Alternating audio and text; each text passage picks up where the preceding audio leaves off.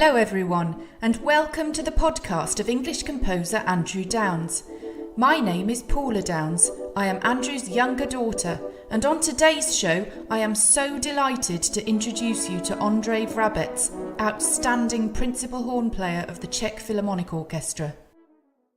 Ondrej Vrabec has had an ongoing relationship with Ondrej Downes since performing in Downes' Sonata for 8 horns both at the Church Stretton and South Shropshire Arts Festival and in the Czech Republic in 2005. Since then, he has played first horn on the recording of Downes' Sonata for 4 horns. He played on the recording of Ondrej Downes' 5 dramatic pieces for 8 Wagner tubas, commissioned, performed and recorded Downes' Sonata for violin, horn and piano with his Brahms Trio Prague, played second solo horn in the premiere of Downes' Concerto for 4 horns with the Czech Philharmonic Orchestra, performed the premiere of Downes' Concerto for solo horn and symphony orchestra, and most recently conducted the Czech Philharmonic Orchestra in the 2016 Artismon label CD of Downes' Symphonies and Overtures. In spite of his young age, Ondrej Vrabec, born in 1979, is one of the most seasoned Czech artists. His rich artistic experience has benefited from an intensive concert career as a soloist, chamber and orchestral player.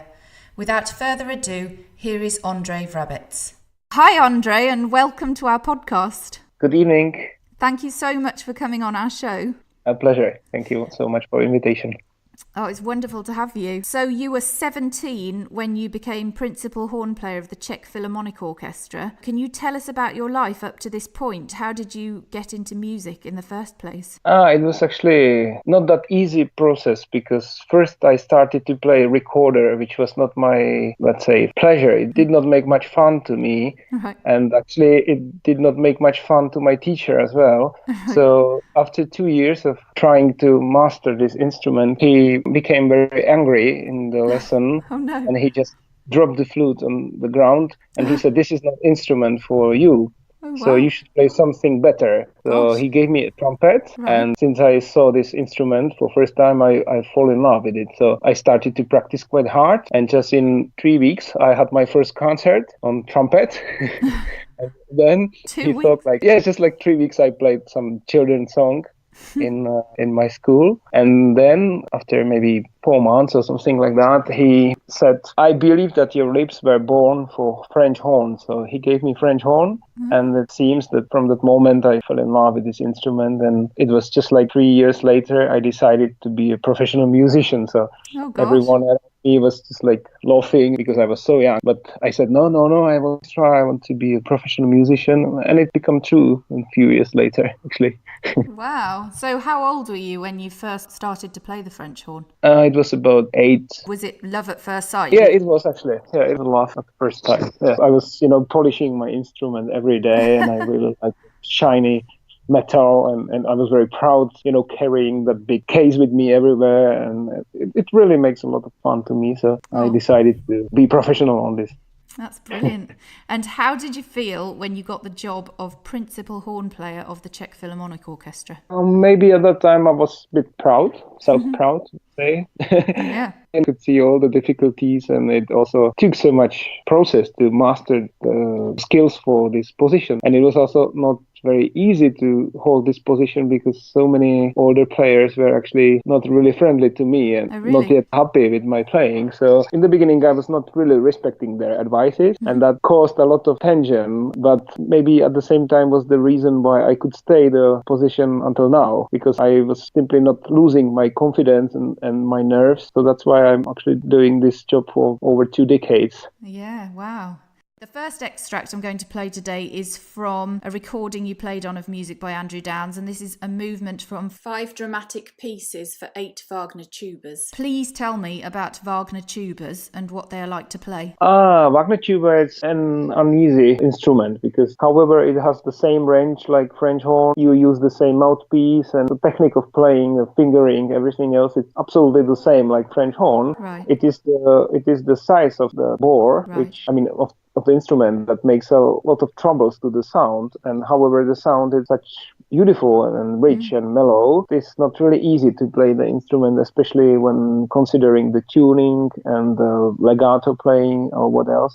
It is just not really easy instrument, but I must say that your father, because he knows the horn perfectly, so it seems like he knows perfectly also the Wagner tuba, so the way he wrote it for the Wagner tuba was very helpful. However, it's quite a virtuoso playing on the Wagner horn. And also the instruments which they created today are, would say, much more advanced than the instruments we had before. So it's actually much more easy to play it now, but it's still a tricky instrument. And how often do you get to play them? I must say that every time we have a Wagner tuba in our orchestra, when there's a repertoire which requires the Wagner tuba, I usually ask my colleague to do it. And the good news is that he likes it. Right. So we have 4 people in the section who love to play Wagner tuba and 4 people in the section who hate it. And I'm one of those who hate. Oh, right. No, I can enjoy as well, but he's always happy to do it. So, I mean, it's the Mr. Voboshel who is playing the first Wagner tuba in this lovely recording. So he really likes to do so. Every time we play Wagner tuba, I usually play the first horn and he plays the Wagner tuba. I see. And how often do you get to play a work for 8 Wagner tubas? This was actually a very rare occasion because in the best case you need 4 Wagner tubas in the orchestra. Because I mean, for like Bruckner symphonies, you always need 4 Wagner tubas. For Stravinsky Rite of Spring, you need 2. And I've never played orchestral piece which would require more than 4 Wagner tubas. So it's not really often, but let's say maybe once, twice per season we need this instrument. So most of the time it spends locked in the musical Right. store. I see. Here is the first movement of Ondrej Downes' 5 dramatic pieces for 8 Wagner tubas, performed by the horns of the Czech Philharmonic Orchestra.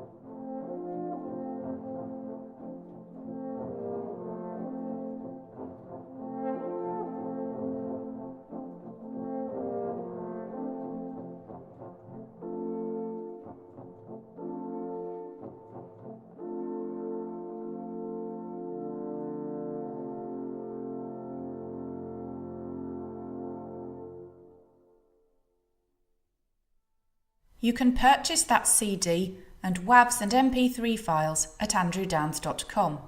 You can read about all of Andrew Downes' works for horn at the blog of his wife and publisher Cynthia Downes at andrewdownes.com. Just follow the link to Sonata for 8 Horns.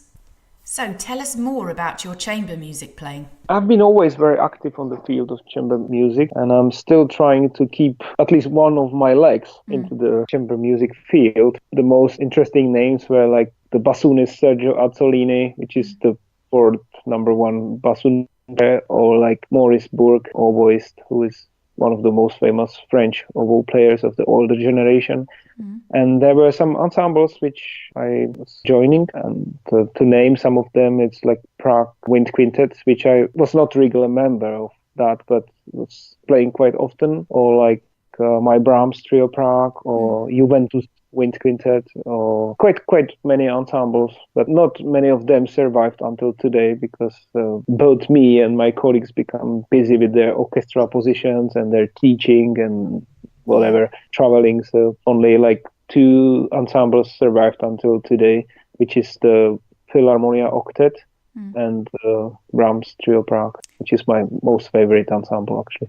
And did you set that up? Yes, that was my dream, and I set up, yes. That was my idea, and that's my baby. And that's violin, horn and piano? Yes. You have inspired the emergence of many contemporary compositions for various instrumental casts in combination with the horn. How did the commissioning of this particular work, Sonata for Violin, Horn and Piano, come about? It was actually my lovely experience with the music of Andrew Downes, which I liked very much. So one day I got in mind that I should maybe ask him to write a piece for us. He was very happy about it, and he made such a lovely piece, which was actually our first contemporary composition for this ensemble. Okay. And since then, we already received 7 contemporary compositions, specially composed for this ensemble. But I must say honestly that this trio, this sonata by Andrew Downes, is one of our most favorite, and also most of them played. Oh, lovely. Oh, that's great. And did you get what you expected? Yes, definitely. It's both challenging for us as a players, and it's both very enjoyable for listeners. So everywhere we play this piece, we get a great reaction from the audience, and we always enjoy it because it's really challenging, but at the same time really enjoyable to play. So we really like to do it. Oh, that's wonderful. Here is the last movement of Andrew Downes' Sonata for Violin, Horn and Piano, performed by Brahms Trio Prague.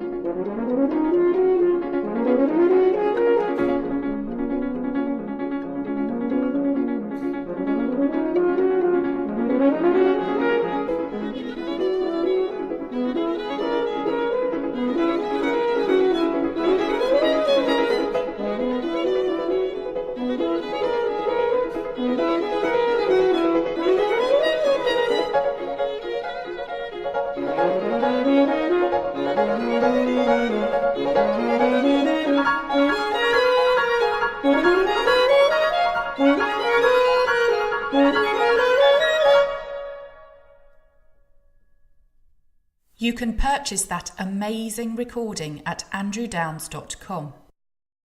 You have also done a great deal as a soloist. What was your most significant performance? Hard to say. I'm not that active on that field, but maybe the most interesting performances were like my New Year concert with NHK TV station in Japan, which was broadcasted live. Wow. That was with the Nagoya Philharmonic, or like my performance with the Peking and CPA Orchestra, or maybe also the performance with the Czech Philharmonic in Japan, in Yokohama, where I played the Strauss concerto. There were a few significant performances, but I was never like full-time solist. With all your chamber playing and orchestral playing, which do you prefer? I must say, I think I was born for orchestra, so that's the job which is mine truly loved. I think I give the best results on the field of orchestral playing. What is it about the orchestral playing that you love? I mean, it requires from you to be able to create a lot of colors and have an extremely broad range of dynamics. So, I mean, you can hardly use such a huge dynamic range in chamber music or solo. So, and it is also special because I simply love the orchestral repertoire. So it always makes much fun for me to play in orchestra. And I also have most confidence to play the symphonic repertoires. I feel okay to play solo and I like it, but it's actually also impossible to be full-time solist on horn. It's not a violin, it's not a piano. So even the horn solists are playing just seldomly. So they do not play that often like violin players. So there are only maybe like 2 or 3 players in the world who are playing horn, and they are full-time solists. So I was definitely not that kind of person. So I feel most strong and confident in orchestra and chamber music, and that makes me most fun. Great. Moving on to the Four Horns Concerto by Ondrej Downes. You were the second solo hornist in that. Yes. I have a recording of the radio broadcast here, which I would like to play. I was actually at the second performance of this work in Prague. It was absolutely wonderful. So exciting to be there in the Rudolfinum in Prague and to hear such amazing players performing my dad's music.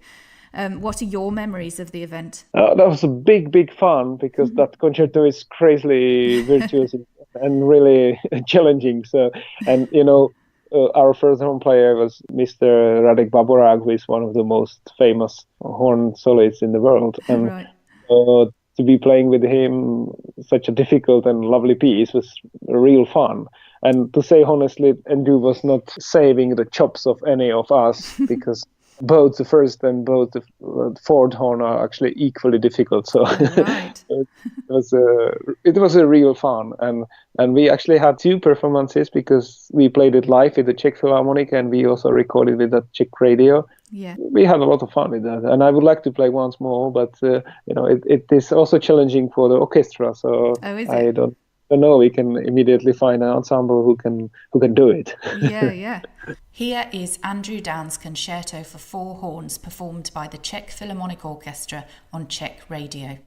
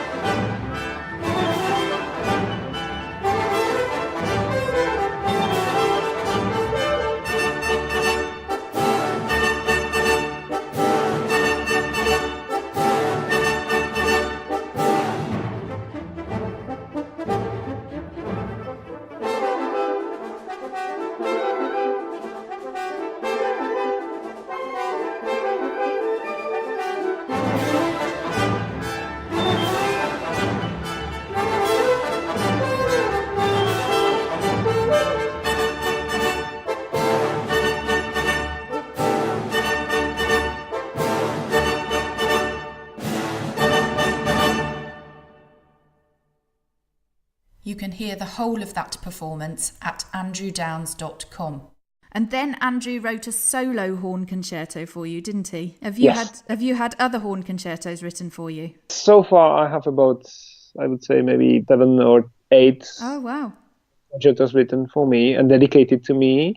Gosh. But Andrew Concerto is definitely one of my, let's say, 2 or 3 most favorite pieces. Oh, fantastic. And it is actually one of most beautiful. And I think every time Andrew writes something for horn, it's always extremely well written for the instrument. It makes a lot of fun because he knows the instrument better than anyone else. At the same time, he wrote lovely music and he really knows how to challenge the instrument. He simply used the instrument to its maximum, but at the same time, he always knows how to write it so that you can play that all. So it takes so much time to practice, but at the end of this process, you can actually play everything, which I cannot say about other pieces, because sometimes you have contemporary works for horn, which are maybe less difficult than his pieces, but it's not written that skillfully, and finally the result cannot be that perfect. So he actually really knows well how to compose for horn, and that's why at the end you can give a really enjoyable performance. So you can enjoy both the music and both your playing. That's really interesting. Now let's talk about your work as a conductor. You say that in the realm of interpretation, it has been my seemingly unattainable dream for audiences to get the chance to perceive the music as it was heard and realised by Beethoven, Dvorak or Hindemith, but for listeners to hear nothing that is Ondrej Vrabec. Can you tell us more about your philosophies on conducting? It's very simple for me, because I actually believe that the composer, it's almost equal to the principle of music. For me, the composer has actually a direct talk with the God, and I believe that it's the God who is just, dictating the music to the composers. And I believe that we conductors are not equal to composers. We are just like a craftsmen. Maybe we are very skilled craftsmen, but we are still only craftsmen. And the best thing we can do for their music is just to try to understand it and perform it as perfectly as they probably wished, and with the intentions they probably had in their mind when they were composing it. And what I don't like in the world of music is that sometimes it's the conductor who is being celebrated as a god, and it's the composer who is just making music for his adoration. So it seems like the interpreter is the most important. The music just serves to the interpret to show their skills or their ideas or ideals. And for me, I just believe that it's the music and the composers who are really closest to the music, and we are just workers who should do their best to interpret their music to their perfection. So that's why I say I don't want the audience to hear Ondrej Vrabec. I just want them to appreciate the music as it was composed and as it was intended to be played. Yeah, well, that's wonderful. You also talk about the psychology of the players as being vitally important to being a conductor. Can you tell us why? Because I believe that I can actually see, as a home player in the top symphony orchestra, that often conductors don't really know the orchestra sometimes, and they do not have enough respect to it. Because for conductor, it's actually every player, it's their instrument. So, I mean, if you play horn, you can just do it your own, and you don't need anyone else to support, and you can get a great result. But as a conductor, you cannot do anything without your players. So you should perfectly respect your ensemble, and you should perfectly know your ensemble. I don't want to address anybody, but it is often like a pianist or some other players who never had an experience with playing in orchestra, and they just got a dream to become a conductor, and they don't know really how the orchestra works. And of course, every orchestra can play quite nicely if you just give them 1, 2, 3, 4, and then they can play. But they can very quickly recognize if the man who is in front of them with his button really knows the orchestra and knows how to inspire it and how to control it and how to resonate or whatever. Then they really follow a different way. And it is also a lot about the psychology, because so many conductors actually think that the players are their servants, and they treat them like that. And I just believe that I am servant for the players, not opposite. Yeah. And I but if you play in the orchestra, you got sense for this, because you know what irritates the players the most, and you will probably try to avoid such a behavior or such an approach or such a style of your work. So I believe that every conductor who mean his job seriously should have an experience of playing in orchestra. We're now going to hear a movement from the CD of Ondrej Downes' Symphonies and Overtures that you recorded with the Czech Philharmonic Orchestra, an absolutely wonderful recording. Do you have a particular movement you would like me to play? The third movement of Symphony number 3, which was very, very challenging because there are so many passages that are actually running in different metrical structures. And it was probably the most difficult part of our recording, but the result is such nice that I feel a little proud for being able to bring this on the CDs. This is Movement 3 from Ondrej Downes' Symphony number 3, Spirits of the Earth.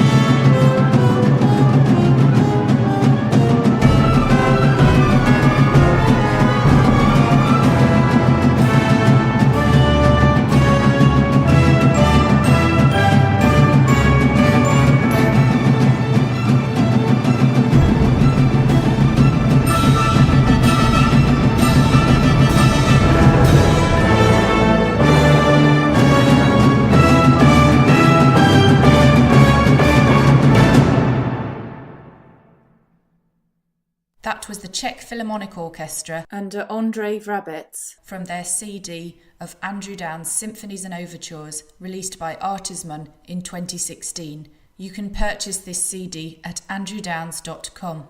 Why did you agree to record Andrew Downes' Symphonies and Overtures with the Czech Philharmonic Orchestra? Because he offered to me, and anytime he would offer anything to play or record for him, I'm happy to do it, So it was a great chance, and I was very, very happy for having such a chance, and I'm very grateful to him that he was able to, fund this huge project, to be able to bring it on the light. So it's a real challenge, and I'm very, very grateful for that. So anytime he needs to record anything else, I'm always ready. Oh, that's amazing. Yeah, because he was over the moon that you did this. So yeah, we're all so happy with the recording. The pleasure was on both sides, definitely. Yeah. Fantastic. Can you tell us about the recording? How did it work, and what was everyone like to work with? I was very surprised that actually everyone liked his music very much on first listening. So, it's not always that easy with modern or, let's say, contemporary music that every player in the orchestra seems to enjoy and be involved and support. But in this case, it was really like that. So I could see that the players are enjoying his music and that they really like it and support it. And always in the orchestra, if the session is too long, or you are talking too long, or you are rehearsing too long time, or you need to repeat some passage a couple of times, or always some players become a little stressed or whatever. But I could see that finally everyone was really supporting this record, and I actually believe that everyone who listened this recording can hear that the orchestra was playing with fun and support. Yeah, definitely. You can definitely tell that. What performances do you have coming up in the future? There are some concerts on the Prague Spring International Music Festival where I conduct the final rounds of the competition of oboe category. And then I also have some appointments in the summer. And maybe one of the most interesting performances that are ahead of me, it's the world premiere of a new horn concerto dedicated to me, which was written by a Czech composer, who is actually a very interesting figure because he is one of the top Czech scientists, but he is also being recognized as a very talented composer and musician. Oh, wow. And he is also superbly talented horn player. So it is like a little genius, composing music which is really entertaining and really clever and charming. So I did not yet see any page of that horn part, but I believe that it's going to be great fun. And I'm very much looking forward to that. So that would be my dedicated concerto number 9 or maybe 10. Wow. I don't know. Amazing. Oh, good luck with all of that. Now, to end our podcast, I always ask my guests 2 questions. The Downes family is particularly concerned with music education in the UK at the moment, since the government has cut so much funding from schools that music may soon not even be offered at all. Why do you believe in music education? And why is music important? Because I think that music changed the mind of the people, and you can always see that the people who are enjoying classical music are, I would say, more relaxed and more like respectful also, and it just brings a peace to our souls. And I also think that it is very important that the babies are, trained in music. I've got a daughter who is 2 years and a half. And I can see that she's trained in music since the beginning. So we were already singing into the belly when she was still in. Lovely. And since born, she's just surrounded by music. And I can see that every time we play music for her, or she does, because she's already playing some percussion instruments at the moment. So I can see it brings so much fun to her, and she seems to be happy to do that. I just believe that the people who listen classical music are somehow more, the music makes us better, to say very simply. Even if they never become a professional musicians or professional visitors of concert halls, it will never hurt their life. It will only enrich their life and make them feel better. And maybe they will not like it that much, but they will be less scared of classical music if they were used to that since their childhood. Well, that's wonderful. Thank you so much for coming on our show. It's been so interesting to talk to you. I've learned a lot. Thanks so much for the invitation. I hope you've all enjoyed this podcast as much as I have. I look forward to seeing you next time.